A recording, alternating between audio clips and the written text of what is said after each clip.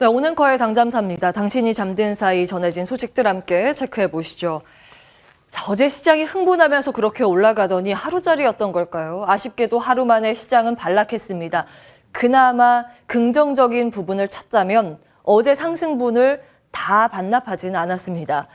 유럽 증시만 보더라도 그렇고요. 독일 닥스 지수가 많이 빠진 것처럼 보이지만 그 전날 8% 가까이 종합주가 지수가 폭등을 했었죠. 절반 이상은 좀 지켜내는 모습이었습니다. 3%가량의 마이너스권이었고요. 뉴욕 3대 지수는 장중에는 1% 넘게 급락하기도 했었는데 장 마치기 한 2시간 전에 약간 돌려 올라서면서 약보합권으로 마무리가 됐습니다. 나스닥 지수가 아쉽긴 한데요. 일중 그래프 보시죠. 자, 장중에 급변하는 모습을 보였습니다. 이때 상당히 놀랐었는데 그래도 좀 돌려내면서 1% 가까운 낙폭으로 마무리가 됐습니다. 그래도 투자 심리가 여전한 모습입니다. 장중에 위아래로 출렁거림이 심하기 때문에 긍정적인 신호라고 읽기는 어려운 상황이죠. 여전히 롤러코스터 장세가 이어지는 모습이고요. 공포 탐욕 지수를 보시면 여전히 극심한 공포에 갇혀 있는 것을 확인하실 수가 있습니다. 15를 가리켰는데 지난 2020년 3월 팬데믹 쇼크랑 거의 비슷한 수준까지 내려와 있는 상황입니다. 어제 수치가 16이었거든요. 어제 시장이 그렇게 급등을 했음에도 불구하고 많이 오르지 않았다라는 점도 눈에 띕니다. 여전히 어제 시장 급등할 때도 투자자들은 이 상승 진짜일까? 이렇게 석연찮게 바라봤던 것으로도 확인이 가능합니다. 그 근거는 어제 상승 이유가 모두 추측에 불과했다라는 점 당잠사를 통해서 말씀을 드렸는데 전쟁이 하루빨리 종식되어야 하겠지만 이제 시장은 회담에서 진정이 있었다 없었다 이를 떠나서 경제 파장이 있느냐 없느냐의 수준에서 반응을 하는 정도가 나타나고 있습니다. 어제 시장의 하락 이유가 이 회담 진행이 됐는데 어떠한 성과가 없었다라는 것을 표면적인 이유로 붙이긴 했는데 사실상 이 부분이 가장 컸습니다. 발표된 CPI 함께 보시죠. 지표에 굉장히 민감하게 반응을 했었는데요. 2월 소비자 물가지수가 공개됐습니다. 그 전년 동기보다 7.9%나 뛰어올랐습니다. 그리고 근원 소비자 물가도 6.4%나 뛰어올랐는데 이 차트는 근원 소비자 물가 차트를 가지고 왔습니다. 40년 만에 최고 인플레이션을 기록하고 있는 미국 상황입니다. 사실 2월 달에는 여기서 조금 흐름이 꺾이지 않을까 예상을 다 했었는데 웬걸요. 이 상승세가 멈추지 않고 오히려 플러스권 절대적인 수치에서는 굉장히 부담스러운 수치가 연출됐습니다. 지금 미국에서는요, 주유 한번 하려면 정말 놀라운 가격을 내고 이 주유를 해야 된다고 하거든요. 휘발유 가격이 사상 최고치를 기록하고 있다고 합니다. 그리고 식품과 주택 가격 상승세가 여기에 반영됐을 가능성이 분석되고 있습니다.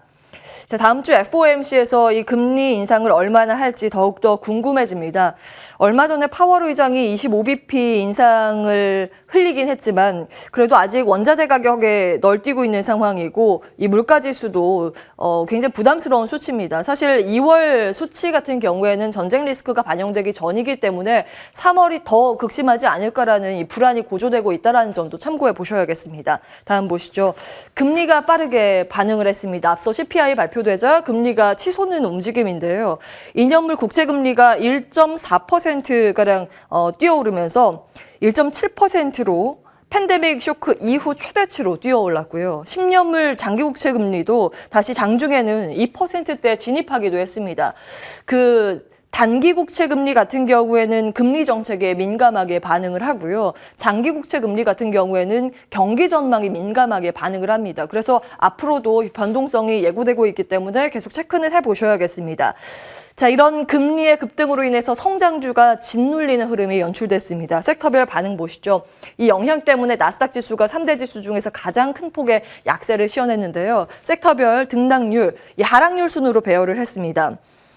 기술주의 낙폭이 두드러지는 모습이고요. 그리고 필수 소비재는 인플레이션 우려로 하락했다고 보시면 되겠습니다.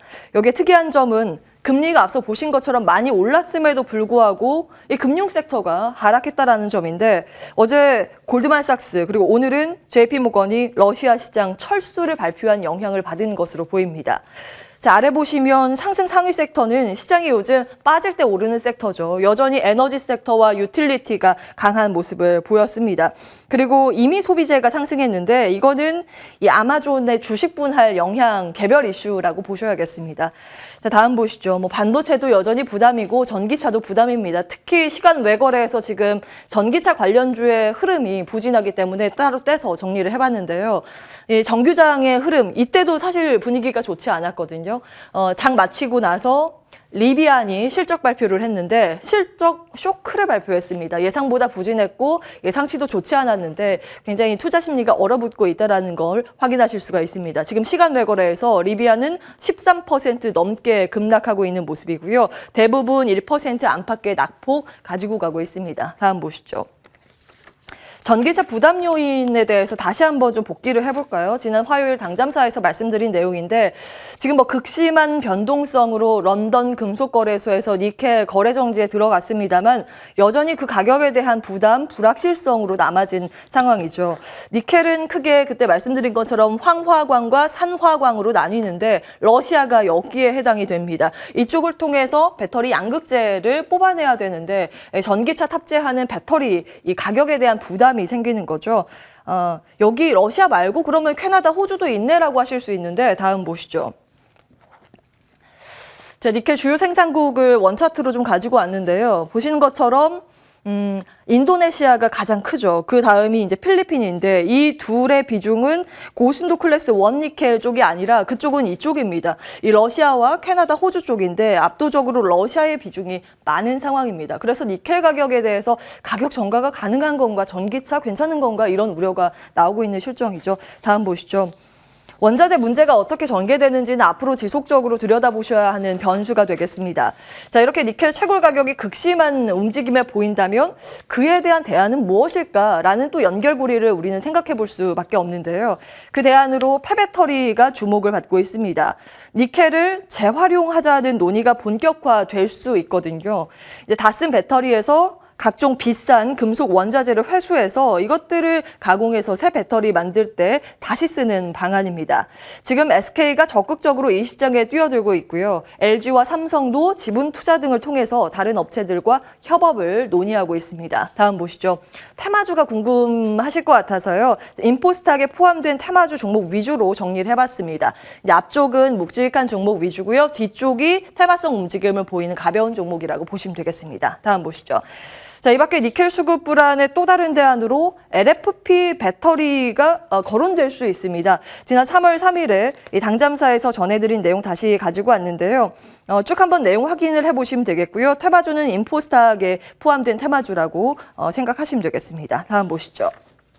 자, 마지막으로 윤석열 정부 출범 후의 증시 전망도 확인을 해보실까요? 각 리서치 센터장의 전망치를 정리해봤는데요.